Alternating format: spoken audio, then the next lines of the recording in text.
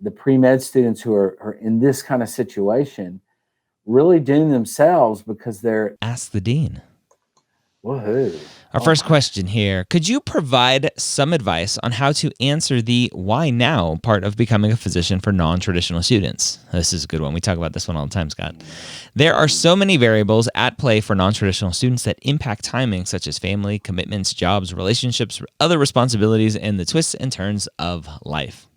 Don't forget about pandemics. How do you best answer why now? Scott. Yeah, I know. I was processing.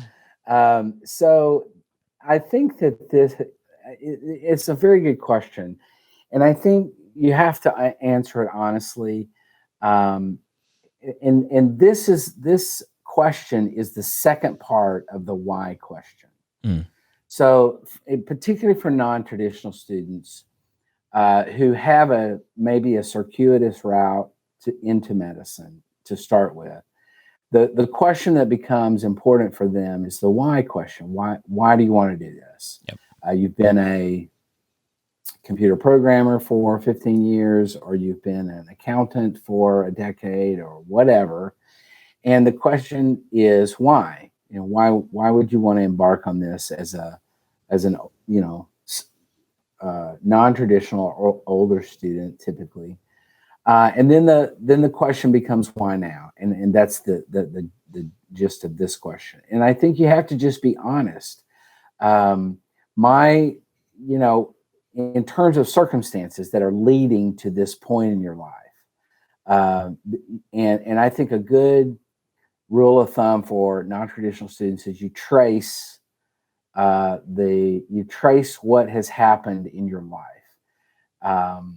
Did you get laid off and this became, there was a downturn in the economy, you got laid off from your job, you'd been thinking about med school for a long time, and here was the great opportunity to go back to school and get these done. Did it just become so impactful in your life that you decided I've got to go for it, and it's now or never? And so I don't think there's a one size fits all answer to this question. I think it's very circumstantial for the student, for what they are experiencing in their life. And there's no magic bullet that says, okay, that's going to explain the why now part. You just have to be upfront and honest about where you are and what's going on in your life. And then, I've had non-traditional students in the past, particularly those that had families, where the kids were small enough to where mom or dad could go back to school and make this happen with potentially not as great an impact. Then I've had students in the past who it was exactly the opposite. The kids were old enough to where they could kind of, they were teenagers, they could kind of take care of themselves and deal with, mom or dad not being around as often, or, busy studying or whatever. So my feeling is that there's not just one perfect answer for this question. Yeah. Right? It's very circumstantial depending on the situation of the student.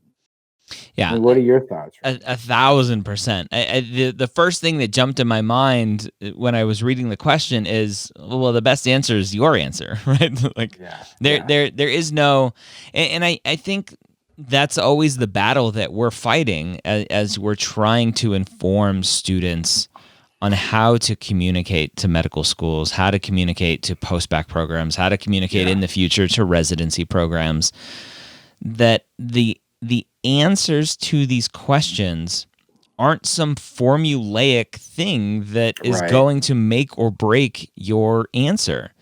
That's right. It's your truth. What your truth is the answer. And so why now? Talk about how life got in the way, how the twists and turns got in the way. Talk about what you learned about it. Talk about how you've grown from it, and give the answer.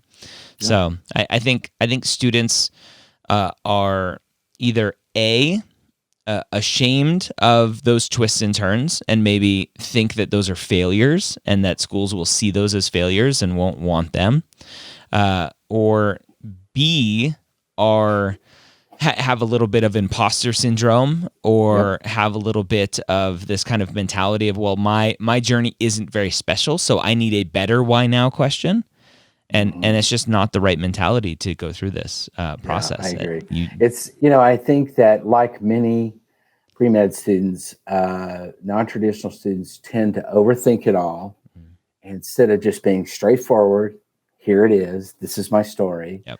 And they want some, they're thinking there's got to be some agenda that the medical school wants to know and is trying to figure out something. And I just don't think it works that way. So. Yep. It doesn't. You don't have to say you don't think it does. It doesn't. Yeah, it doesn't work that way.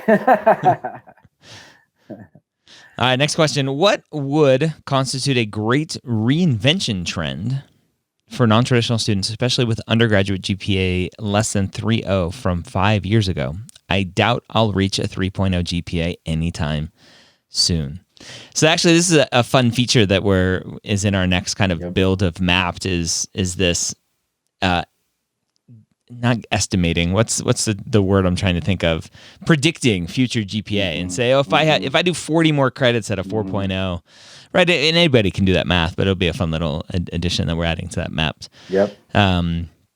This is always the question for non-traditional students who are in this position where the pre-med world is so focused on stats and the average GPA of getting into the schools that I'm interested in is a 3.6 and I can't even get over a 3.0.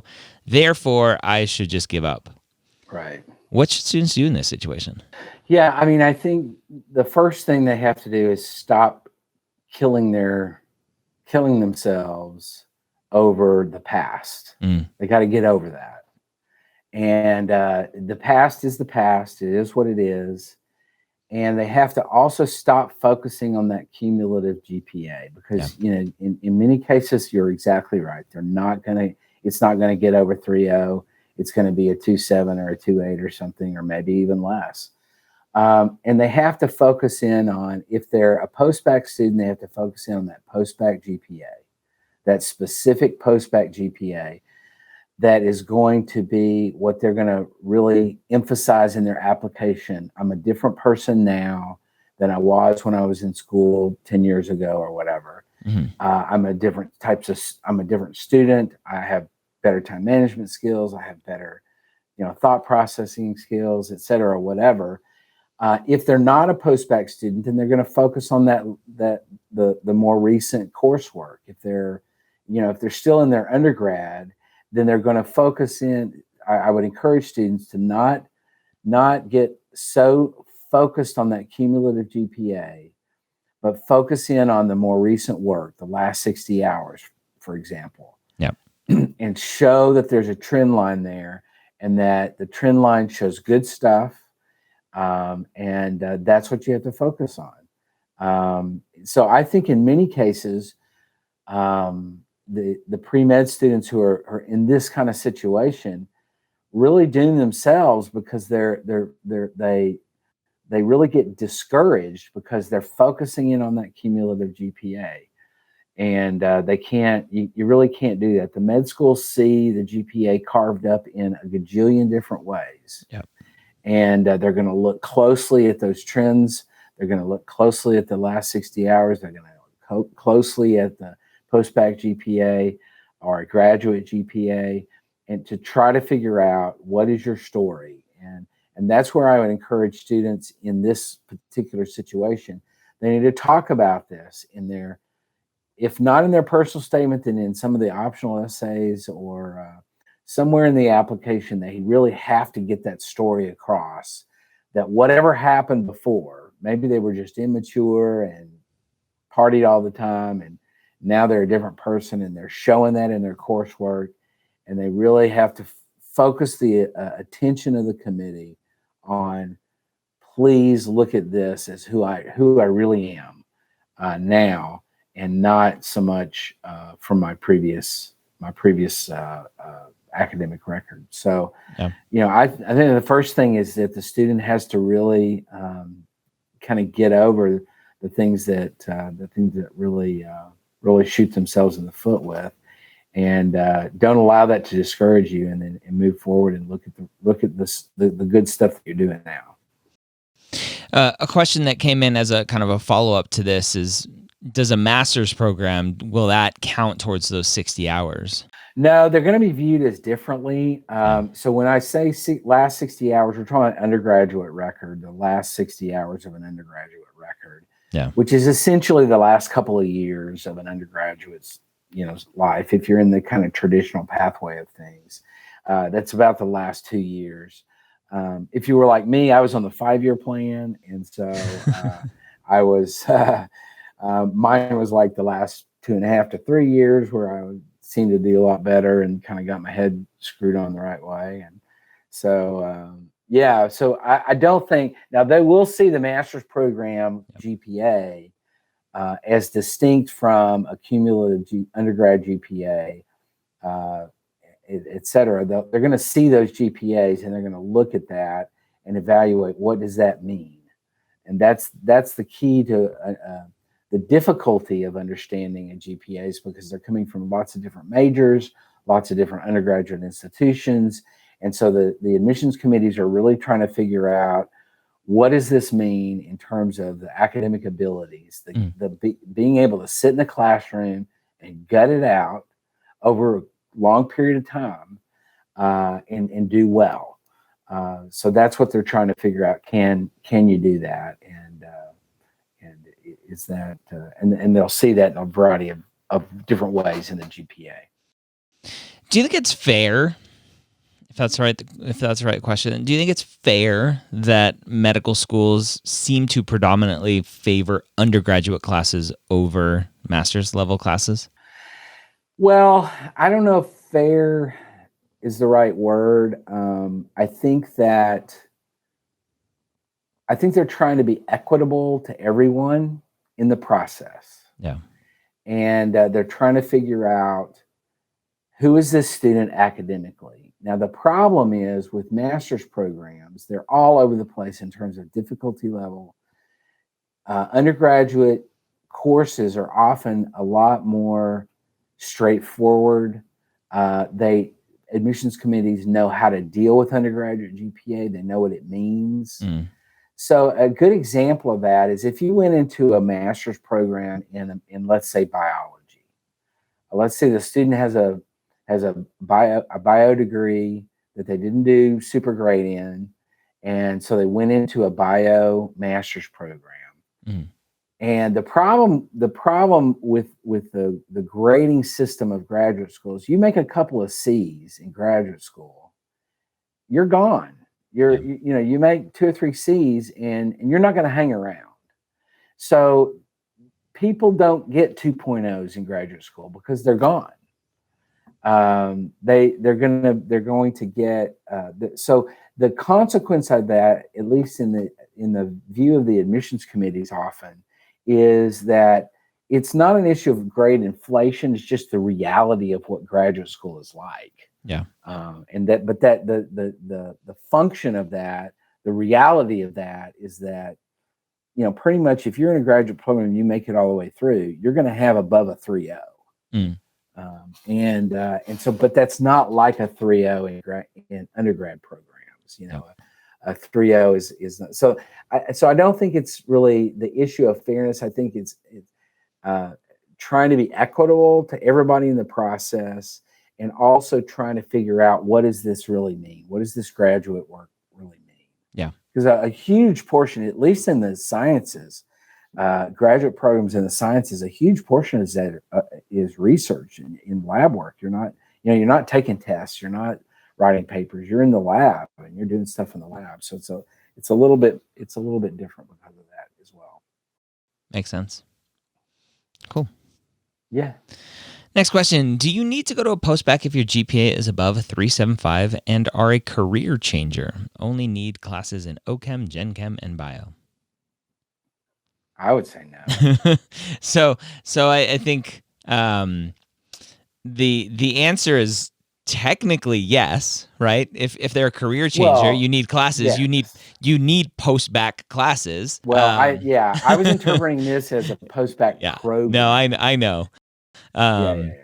But yeah, so obviously the OChem, those classes that are needed are going to be post-bacc classes, but a formal post-bacc in this situation, not needed. I would just say, if you've got a GPA that's 3.75 or greater, then just go to your local, whatever your local university is, and do the classes as a post-bacc there. Now, the downside to that is the financial issue. And that is, as just a non-degree seeking post-bacc student, you can't get any financial aid, no federal aid. You're going to get maybe limited amount of institutional aid, but that's pretty iffy as well. Yeah. So if you're in a financial situation where you've got to have, you've got to have aid, whether it's student loans or institutional aid or a Pell Grant or some sort of state grant, wherever you are, then you have to enroll. You end up at most universities, what you end up having to do is declare a major and be officially degree seeking, quote, air quotes there, and then drop out like half the students do anyway. Drop out, which institutions hate that because it hurts their retention level and their graduation rates and stuff. But from a student perspective, if that's what you got to do, that's what you got to do. Yeah, which goes, like, to me, it's like, well, if schools are going to be that restrictive and the financial aid laws, right, are going to be that restrictive, right, that students can find this loophole that's readily available almost everywhere, then just make it easy for the students to be non-degree seeking students. I know. So it's ridiculous. Yeah. And then it doesn't hurt the schools. The schools should be advocating the government for this financial aid reform. Because it looks bad on the schools that these students are dropping out. It's probably not that big of an issue for them to worry about it, but we seem to talk about it a lot, so it's obviously happening. Yeah. Oh, it happens a lot because they don't have a choice. Exactly. That's what they got to do. So. Yeah. I had a brilliant follow-up question to that kind of went away from me. So that's okay. Oh, that's all right. It's what happens when you get older, right? That's okay. I have pandemic brain. Any good interview tips practically for virtual / Zoom calls? Any good interview tips in general? So I'll lead off here. Yeah, you run with this. Yeah. Yeah. So I did actually I did a podcast a couple weeks ago on the Premed years, all about virtual interviews, talking about things like lighting, although my forehead's a little shiny here. I didn't put on my makeup. Talking about lighting, talking about checking your internet speeds and where to be for that, how to face the window versus having your back towards the window, making sure that you reboot your computer before you jump on a call to make sure everything is nice and fresh and ready to rock. Using apps like, if you're on a Mac, an app called Trip Mode, TRIPMODE, to basically cut off internet access to everything except what you specifically need it for. Camera placement, making sure that it's at or just above eye level, where most people have their laptop on a table and the camera's looking up their nostrils. And I'm like, hey, how you doing up there, nostrils? Yeah. So just lots of little things like that that I covered in that podcast. And then I obviously have, it's a little book called The Premed Playbook Guide to the Medical School Interview. Yep. That students can find everywhere. Yeah. So, I mean, interview tips in general, and anything from your end, having been on the med school side of things, having been on the I mean, the virtual interview is new, of course. So this is very unusual in the past. It does occur a little bit every now and then, but generally speaking, this is new stuff. Yep. And I think schools are really starting to see that it's very doable, and I would expect that some schools may go to this intentionally in the future because it's cheaper for the students and it's easier to deal with for the school as well. In a lot of ways, it also provides some complications, but I mean, exactly what you said, Ryan. All that stuff I think is very very good. one of the things that I think in terms of environment, what you have to do is be careful about who else is around. Are mom and dad, our roommates around? Do you have pets that are going to, you got to think of all the details with regard to what else is happening in your place, wherever you're doing that, to make sure that you're minimizing as much as possible any distractions that you would have or that the interviewer might have. So, if Kat's going to be walking across the table, then put Kat somewhere else in a box, or, do something else with Kat for a while. Or, make sure that mom and dad or roommates or whatever are gone. I need the room to myself. I need the house to myself for the next hour or for this hour particularly on a given day. So I need everybody to be gone. So little stuff like that, I think, in addition to what you said, Ryan, is really important to not only to help with the nerves of the students, but also distractibility for the student and the interviewer.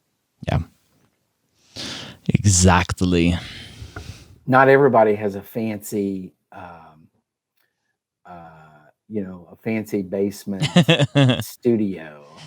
Yeah, but what most people don't know is that in my fancy basement studio, the ceilings are unfinished. And so every sound, like footstep going over like on the floor, just transmits. So actually on Mondays when I'm doing all this recording, my wife takes our two kids over to her parents' house, who have also been isolating as well for this pandemic. And so the house is empty, so I can actually do this. So I'm doing what students should be doing. Make sure that your environment is set up for what you need. And I turn off the air conditioning because it's right here, so that the house is just sweltering hot when I go upstairs after. And my wife hates that, but it's what I got to do. Yeah. How old is too old to include for volunteer hours? I've done some more recently, but the volunteering that actually impacted me the most, I did back in 2012-ish timeframe. I love these non-trads.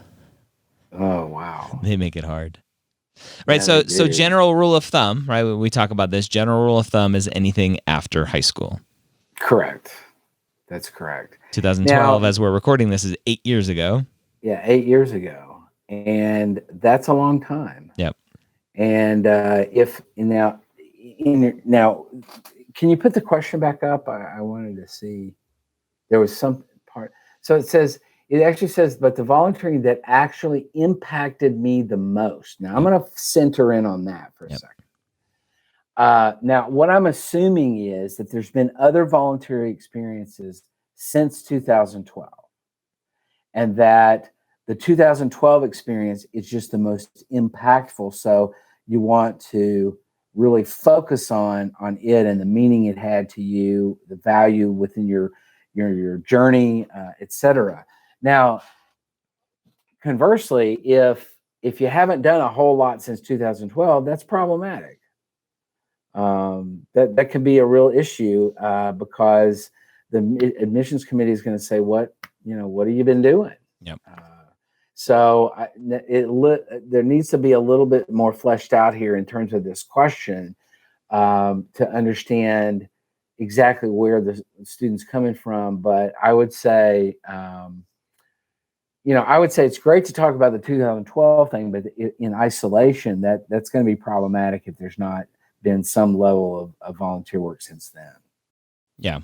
So let's assume there is volunteer work since then. That this 2012 experience was super impactful. I don't see any reason why they shouldn't put it on there.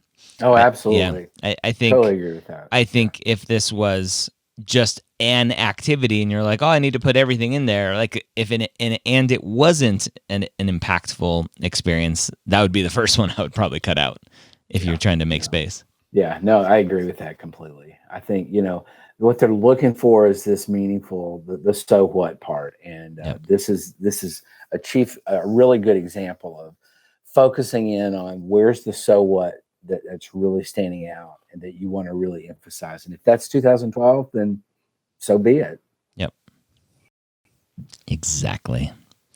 Where's the so what? That's the shirt. That's what we're doing. Yeah. Is being a telephonic medical interpreter considered a clinical experience? What about in-person medical interpreter? First of all, I'm excited that they actually use the right terminology, medical Not interpreter, translator. instead of medical translator. So that's good.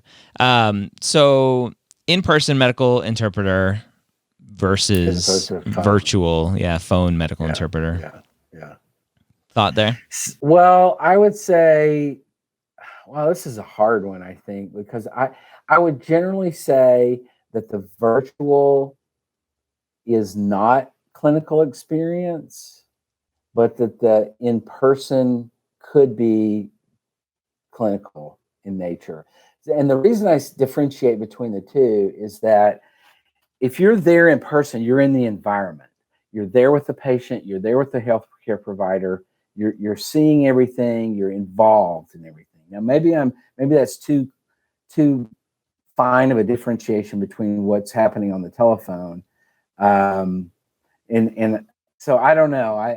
I would say, I mean, I would probably err toward calling it clinical because you're dealing with patient, you're dealing with the healthcare provider, you're the intermediary between the two in terms of stuff like that. So yeah.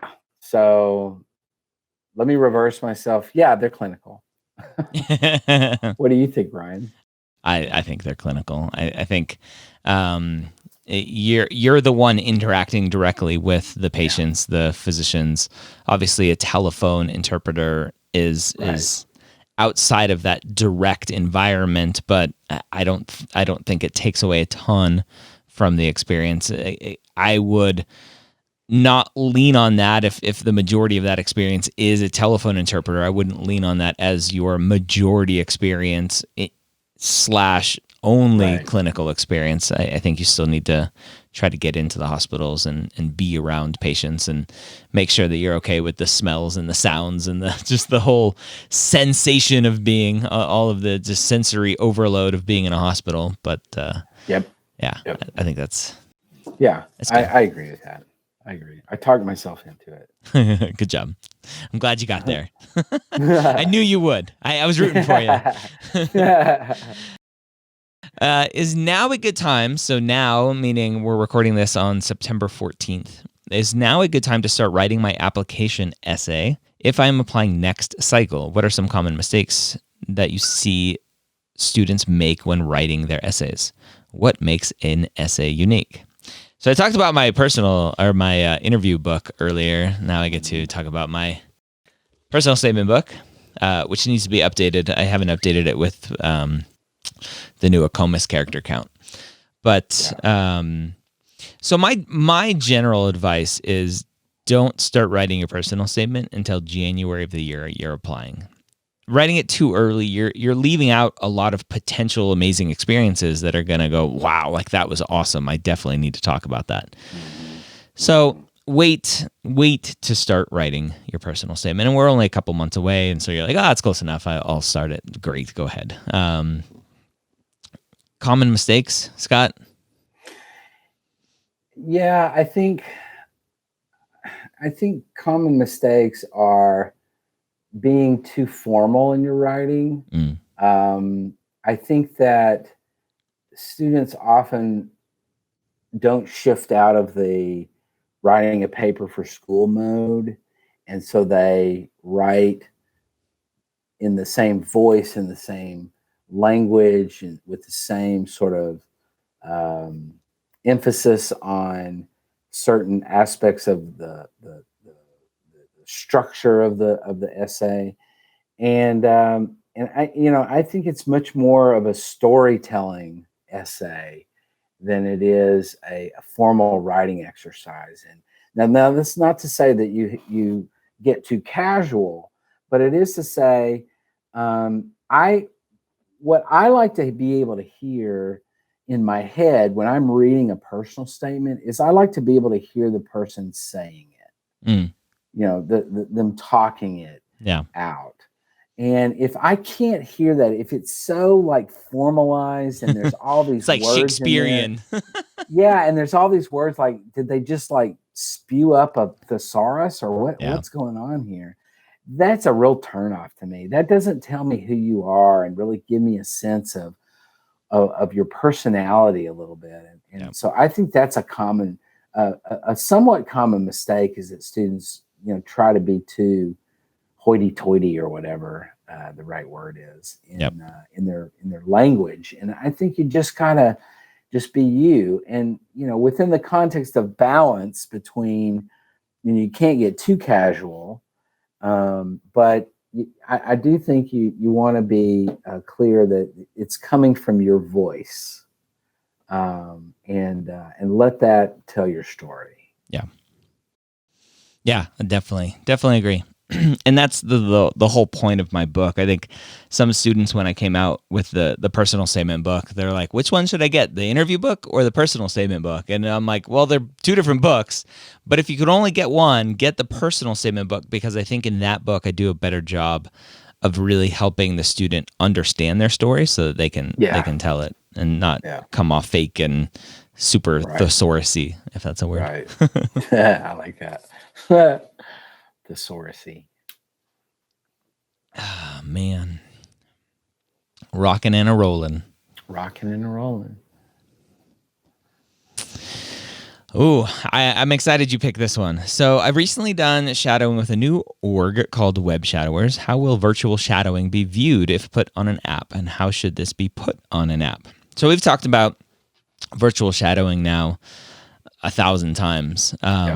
But now that there are these official, in air quotes, official kind of shadowing opportunities. So virtualshadowing.com is one. This Web Shadowers is another one. And then I'm actually launching one on September 28th. So in 2 weeks, every Monday at 8 Eastern, eshadowing.com. So I think there is... I think there's a spectrum, and it's going to depend. Obviously, the caveat is the medical schools are going to treat it how the medical schools are going to want to treat it. So I have some plans in place, just kind of talking about my own vision of this. And I know virtualshadowing.com does this a little bit as well, where they have a quiz associated with each of the sessions, and you have to take the quiz within a certain amount of time, and you can get credit in that way. I'm actually going to, and we're still working through the technology at this point, but I'm working on a platform that will take attendance, and you have to meet a certain threshold, like you have to be there 80% of the time or something to actually get credit for that, as well as potentially take a quiz. And I'm hoping that having those increased barriers isn't the right word, but qualifications for actually getting credit from me, from eshadowing.com or wherever it's going to come from. I hope that it lends a little bit more credibility. And along with that, I'll be reaching out to medical schools directly. My team will be, to go, hey, like this e-shadowing thing is here. Here's what we're doing to be able to give credit to students. So if they apply with this credit, understand that here are the hoops that they jumped through for that credit. Just to give it a little bit more credibility. But at the end of the day, again, the schools are going to do what they want to do. Yeah. And, I think we've talked about this over and over again when this topic comes up, that the question, how will virtual shadowing be viewed if put on an application? Well, there's no if. You put it on the application. Yep. There's no if you put it on. You put it on there. And then the med schools are going to do whatever they're going to do, but they understand the reality of life in the pandemic. Yep. They get it. They're doing everything virtually too. And so I think that you have to connect with that idea that you are not in a vacuum. You're in the middle of a pandemic, a worldwide pandemic that everybody is dealing with exactly the same stuff. And so the med schools are going to realize that, and they're going to see that you took the initiative. You're doing some stuff, even if it is virtual shadowing, or you're trying to do whatever you can do. And I think that's going to have a lot of credibility attached to it because, there's going to be inevitably, some students are going to say, well, I couldn't do anything, so I didn't know, no, blah, blah. Yeah. And they're not going to have anything. And at least, students that are doing this, they're taking the initiative. They're doing what they can do. So that's an interesting way to think about it, right? If during this time, during the pandemic, where shadowing, clinical experience, all that is kind of out the window, and students are going to be applying the next few cycles, and this block of time is going to be pretty empty from a out in the world experience, outside of if you have a job already in the hospital, that seeing the eshadowing.com on there is probably not going to be like, oh my God, look at that. That's an amazing experience. But not seeing it, because it's going to hopefully be common, not seeing it is going to go, why didn't you do that? Why? Red flag. Yeah. Yep. Why? Absolutely. We knew that you couldn't do anything else. Why didn't you at least do that? So make an effort. Yeah. Exactly. I completely agree with that.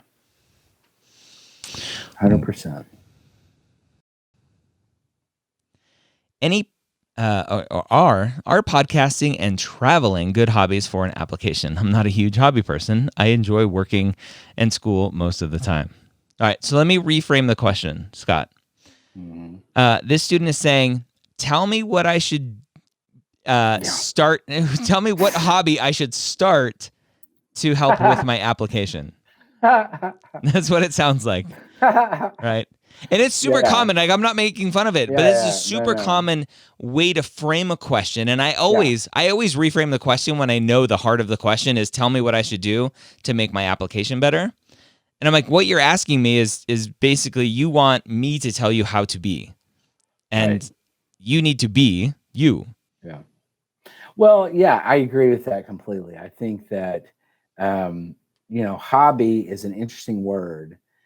What one person calls a hobby, another person might not see as a hobby, or so I think that's kind of a loaded word that has different connotations to different people. Yeah. So my hobby is starting new podcasts and businesses.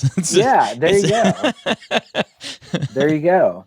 And, mine is sitting my butt in front of the television and watching, shows on TV. No, I'm kidding about that. But, I think that you have to examine, what do you do and what do you enjoy doing, and just talk about that. Yep. If you like reading, talk about reading, what you get out of reading. If you like, walking outside, and you like being outdoors, talk about that. You just have to really think about, what is it that I enjoy doing?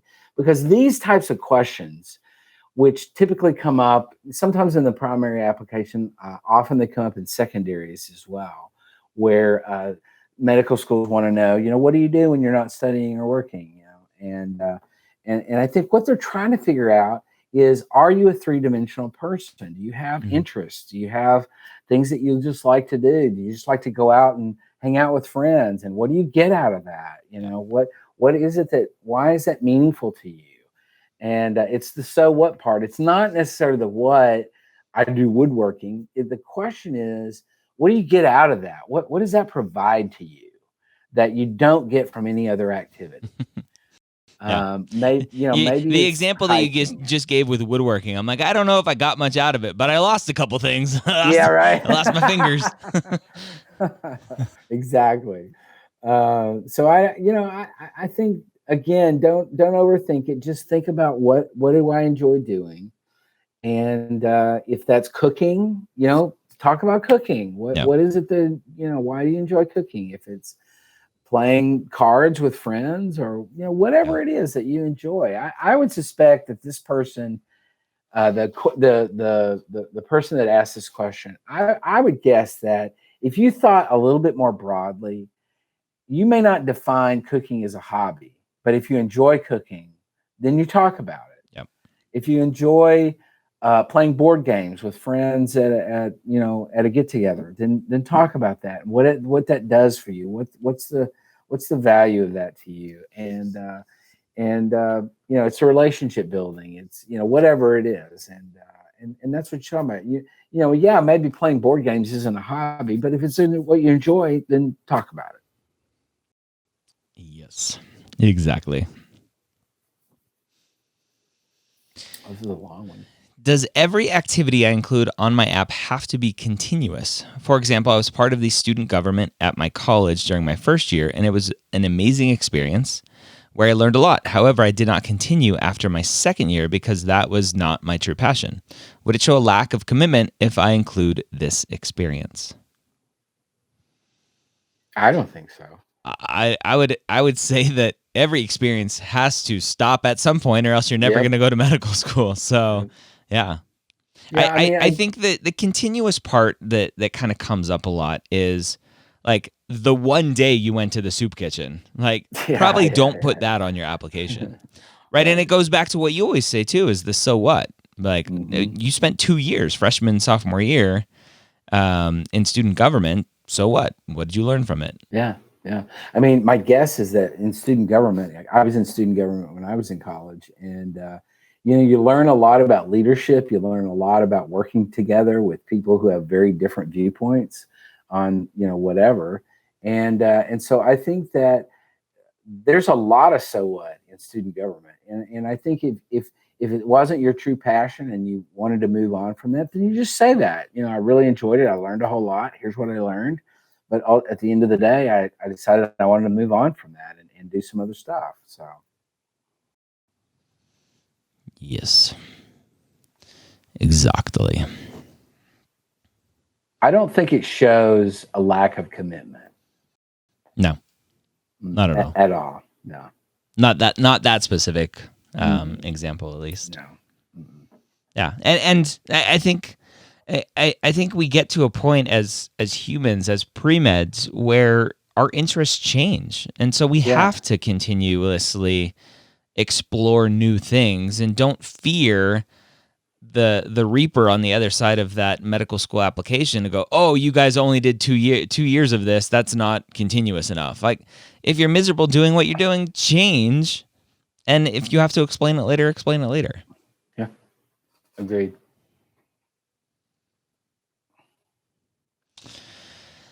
Hi, guys. Any thoughts on whether or not the new 2021 MCAT will be shortened or full length? Oh, got any secret inside info with the AAMC? The AAMC has said that it will return to a normal test next year. Whether it does or not, nobody knows, but that is what they have said. Yeah, I don't have any insight on this. Yeah. The AAMC is going to do whatever they're going to do. Unfortunately. It's Rachel chiming in. I totally agree, Scott, with what you just said. What I wanted to say for our listeners and anyone watching is if you don't have Twitter, get Twitter, if only to follow the AAMC MCAT account, because that is the only place they really make social media updates. For the last several years, it was usually this week that the next year's test dates got announced. So typically in mid-September, we get the January to August or September dates for the next year. And then typically in mid-October, we get the actual registration. And I've been checking AAMC MCAT on Twitter every single day and haven't seen a peep. And usually they at least hint something's coming. So I've been wondering, what's going on? They're not even telling us it's coming. What's brewing?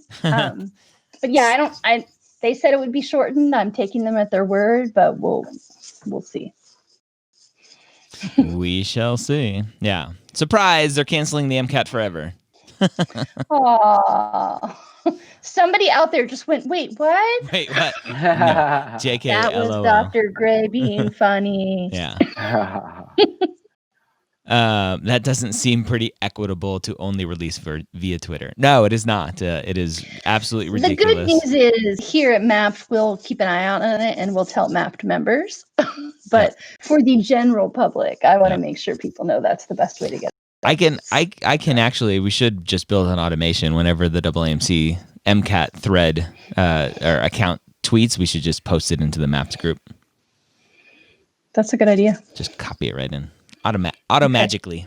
Somebody listening says score. Score. Oh, cool. I think we've come to the end of our questions today. Yep. Again, thank you all for being a part of Mapped, this journey, 1,500 strong almost, so if not past it already today. If you haven't seen yet, as you're watching this live, if you haven't seen yet, Mapped just announced today our one-on-one advising with Dr. Scott Wright. And through the end of the week here, September 14th through the 18th, we have 20% off. Just go to the website. Obviously, if you're listening to this as a recording, the advising is still there, but the discount likely will not be. So, but if you need some help, Dr. Scott Wright, the man, the myth, the legend. Yeah, get my rally cap on. It's like that meme. How you doing, all you young folks? That non-trad trying to fit in. Right. I love it. Although I'm an old guy too, so I can't You complain. don't even know. Awesome. Thank you all for being here. Dr. Scott Wright, Rachel Grubbs, thank you for being my partners in crime for Ask the Dean. Absolutely. And for Mapped. And we will see you all next week. I won't be here, probably not, but Rachel and Scott will be.